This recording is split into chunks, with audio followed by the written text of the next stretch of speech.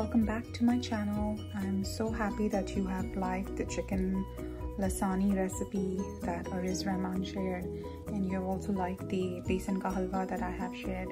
Please do try all other recipes. I never put up anything that is not delicious or easy, so they have to be easy, they have to be delicious.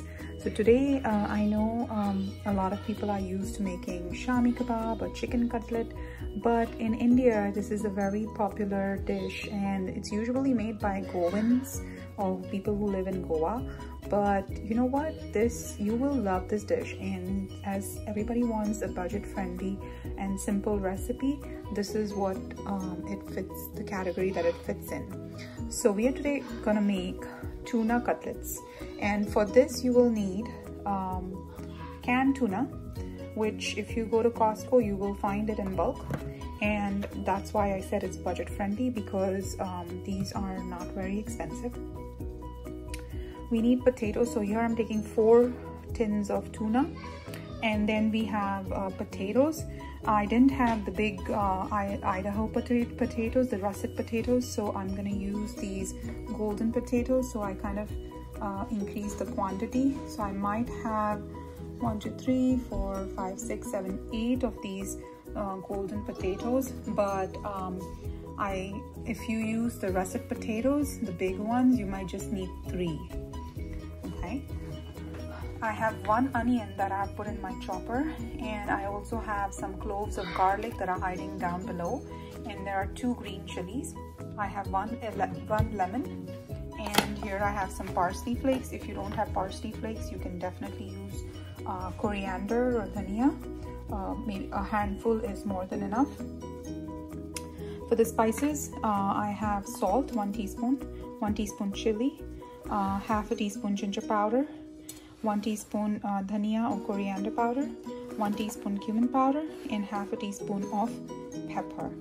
So what we're gonna do is I'm gonna chop the onions and the chili and the garlic into small chunks. You don't want this to be too big, so I'm gonna chop it and make it smaller, and then I'm gonna cook this on the stove with some oil, and we're gonna add the spices next.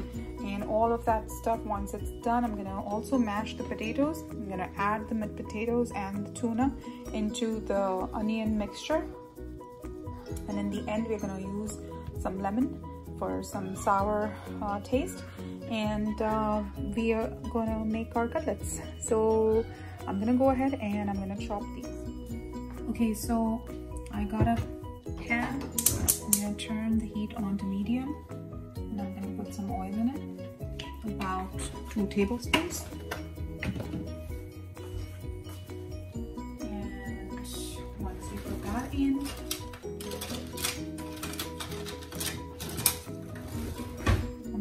I chop the onions and the garlic, the 4 cloves of garlic, onion, and the chilies. I'm gonna put the quantity in the comments or the caption of this video for you to refer back to. And I'm just gonna put this into, and I do see that my chilies are now browned, so I'm gonna take them out, and I'm gonna use my scissors to chop them.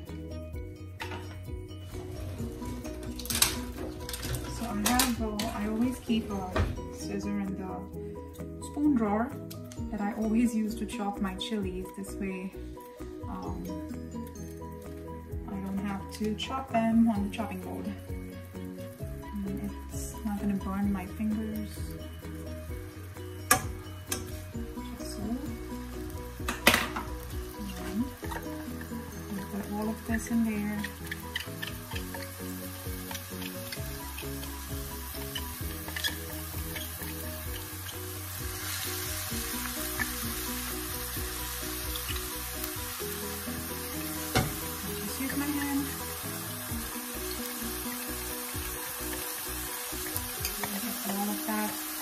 Good stuff, don't waste anything. We don't want to make this brown, we don't want to overcook it. We just want to bring out the flavor of the onions, the garlic into the oil.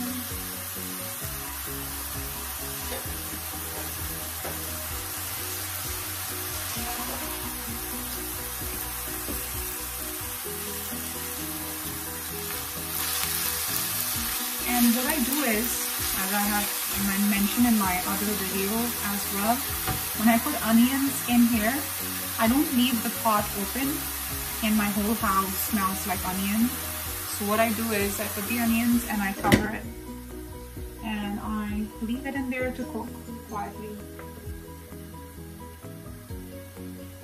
So while the onions are cooking, I'm gonna show you what to do with the potatoes and the cheese. So the potatoes, I have a tip for the potato. I would suggest that anytime you use boiled potatoes in your recipe, you want to boil them way ahead of time before making the dish, and you want to leave them, take it out from your pot, put it in a container like this that's open, and let it cool down for a bit. What's gonna happen is the peel of the potato, it's gonna release itself, and all you need to do is pinch it and it comes off very easily. So you really don't have to make a huge big deal about peeling those potatoes, and it will take you very little time. So a little extra ahead of time work or prep will make it so much easier when you have to peel the potatoes. And I'm just gonna go ahead and nicely mash these potatoes. These potatoes, the gold potatoes, are a good option for making these cutlets, or even any kind of cutlet kind of kebab like Shami kebabs, because they are very gooey and sticky, and they are very good at binding together. So I would always suggest to use these potatoes. They have a very thin skin. It's not too thick like the Idaho potatoes. The Idaho russet potatoes are really good when you want the potatoes to hold their shape. For example, if you put it in gravies or Salian, then it, you know, when you're making a shorba kind of dish like aloo gosht, then you want to use those potatoes because they don't lose their shape. Also, those potatoes are good for fries. These potatoes don't make a great, these will be a little soggy when you use them as fries. So in Shami kebabs, or you know, any kind of kebab where you need potato as a binder, this is a better option. And then I have my tuna cans that I have opened out. These were in water, so I didn't have to really rinse them that much. But if you're very cautious about the salt in it, then you can give it a quick rinse in cold water. I just used the lid and kind of squeezed out all the water. If you have tuna in oil and you're concerned about the oil in there, you can wash it as well and take out any excess oil. So I'm gonna use this, I'm gonna put it into our potatoes, and I'm gonna mix it nicely.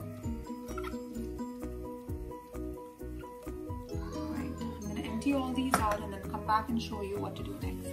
So as you can see, I emptied out all the 4 cans of tuna. It kind of looks like the same amount of tuna and the same amount of potatoes. Works really well. You know, if you have kids who don't like fish, or someone in your family doesn't like the smell of fish, trust me, although tuna is a very smelly fish, this cutlet doesn't smell that much at all. Actually, it was loved by my kids and my family, and that's why I'm sharing it with you. So, okay, so you see I have not fried my onions that much. I just left it translucent, but I've made sure that the flavor has infused into the oil. And then I'm going to add all of my spices. I've really gotten addicted to ginger powder because ginger powder and garlic powder give out a really good flavor to the dish. And it is concentrated. I'm going to add some water to that so the spices don't burn.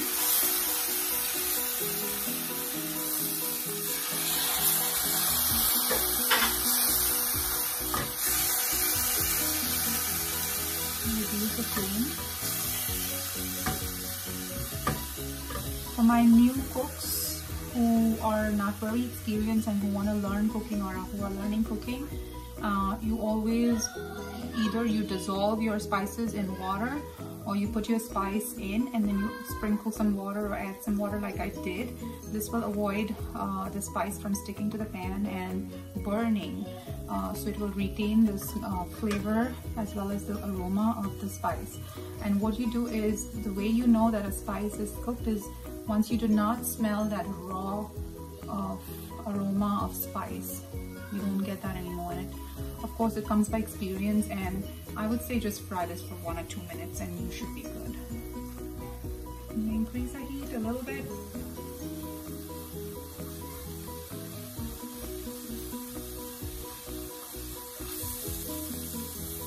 I put 1 teaspoon of salt, but because tuna is salty, but we're going to check it once the mixture is ready if it needs any salt. Okay, at this point, you see all the oil is oozing out. That's when you know that the masala is cooked well. And I'm going to add my tuna and potato mixture.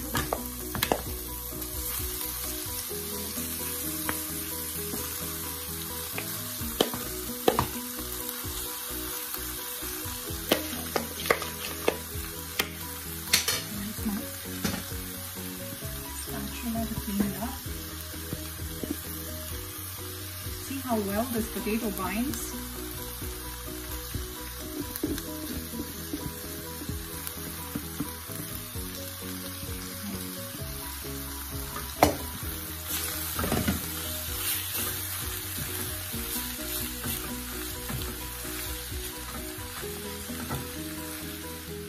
Okay, so I did miss out on one of the very important ingredients, that's turmeric.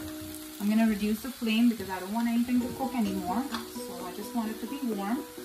And I'm going to add some turmeric to this right here, because our tuna cutlets should have a nice beautiful yellow color. So I'm going to add the turmeric. Please add the turmeric when I added the spices. I don't know how I missed it, but you know what, we are still cooking it, so that should be fine. I'm gonna increase the heat a little bit to medium, less than medium.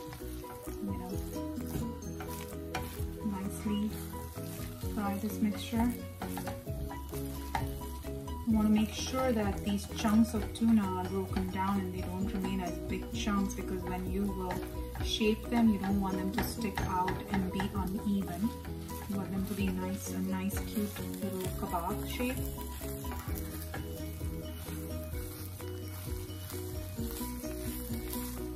Alright.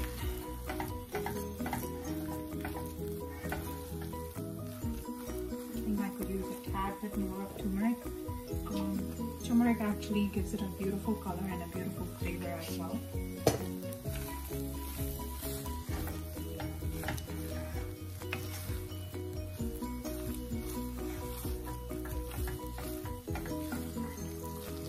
Okay, our mixture is ready, and I'm going to use my same container that I mashed the potatoes in to let this mixture cool down. At this point, if you see any potato chunks, you want to break them down, and you want to taste the mixture. I'm going to taste a little bit of this mixture.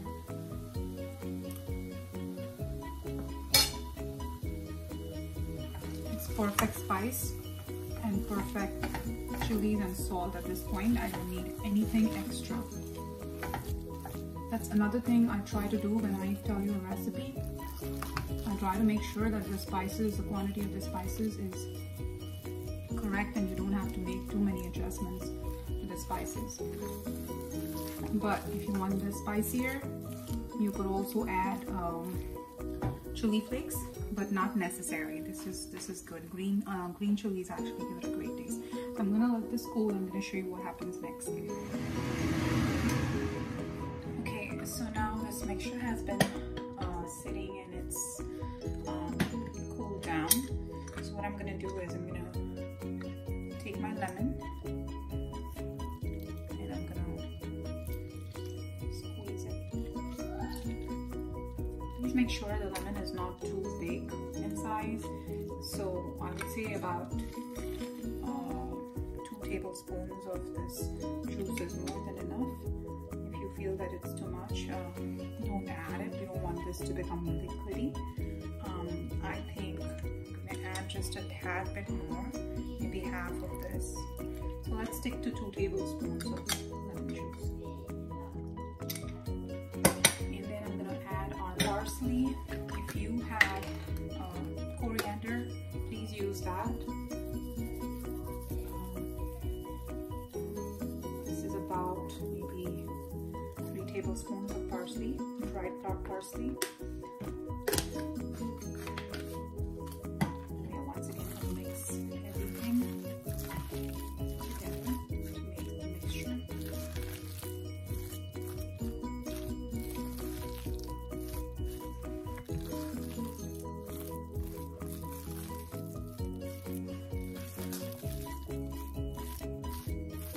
You can taste it once again and see if you want more lemon in it. Everybody's palate is different, but I think 2 tablespoons is a good quantity. So this cutlet is so easy to make, and I remember that my mom used to make these very too often, and we used to really enjoy eating this. For the next part, you will need 1 egg or maybe 2 eggs depending on how many we make, and you will need breadcrumbs. So if you are gluten-free like me, please take your gluten-free bread, toast them nicely, and then you can blend it in the chopper and make some fresh gluten-free breadcrumbs, or if you have the store-bought, that's good as well. So we will start shaping these in the form of kebabs. So I'm just going to take a little bit and I'm going to shape them. And these kebabs are not like big like Shami kebabs or burgers. These are tiny, they're like palm sized. So whatever fits in the center of your palm, they're really cute and tiny, and they really make good appetizers for parties. So if you ever want to try this for parties, please go ahead. I'm giving you a 100% guarantee that everybody will love them. So so I'm gonna go ahead and make cutlets out of all of these, all of the mixture, and then I'm gonna show you how to fry these. If you are making these cutlets in bulk, I just wanted to make sure I told you, you can put a butter paper on your plate that you will be laying the cutlets in, and you can keep placing the cutlets on top of these, and then you can put the plate into the freezer and let it chill till it's all frozen, and you can take these out, the frozen cutlets, and put them in a Ziploc bag and store them for when you're ready to fry them. All you need to do is dip it in egg, put it in your breadcrumbs, and fry it. Alright, that's another tip I wanted to share. So I'm going to go ahead and finish all of these. So I have shaped the tuna cutlets, and if you can see, I put a parchment paper in between them.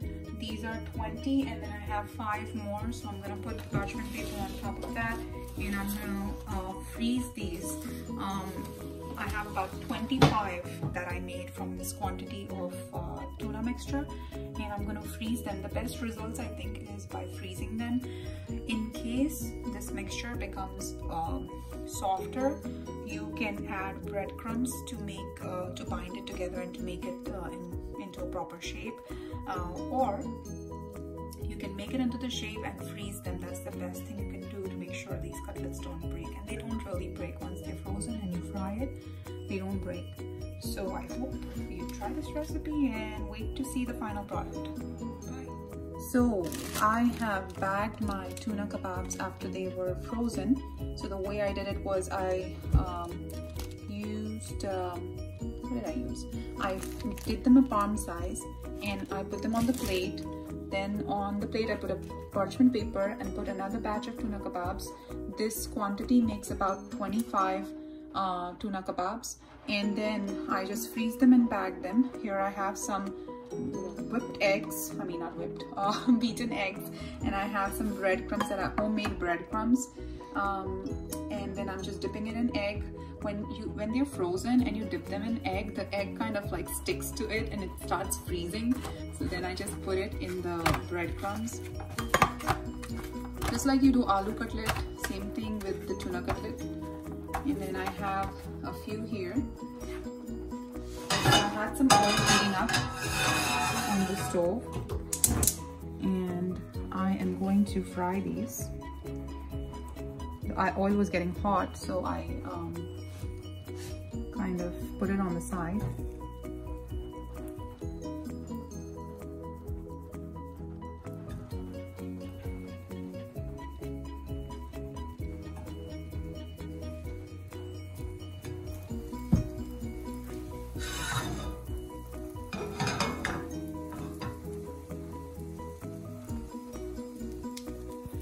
And then you just fry them till they're brown on both sides. Flip it, and then they're ready to eat with any kind of chutney or hot sauce or ketchup.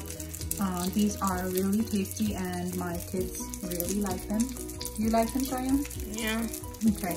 All right. We're gonna show you. We're gonna present to you once they're done.